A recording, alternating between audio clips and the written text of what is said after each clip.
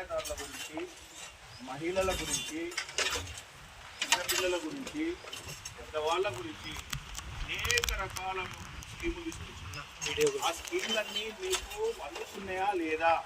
ఇది Modi guarantee vehicle. Modi guarantee. Modi ఏదైతే చెప్తాడో అది తప్పకుండా చేస్తాడు. చెప్పని విషయాలు కూడా చేస్తాడు. మీకు ఉదాహరణ చెప్తా. గతంలో 10 ఏళ్ల కింద గ్యాస్ పొయ్యి కావాలంటే దానికి 5,000 రూపాయలు కడుతుంది. మరి అక్కడ లైన్లలో నిలబడుతుంది, గ్యాస్ కూడా దొరుకుతుంది. కానీ దేశంలో ఉన్నటువంటి మహిళలందరూ కూడా కట్టెల పొయ్యి, పొగ పొయ్యి వాడుతున్నారు. వాళ్ళ కళ్ళు ఖరాబ్ అవుతున్నాయి.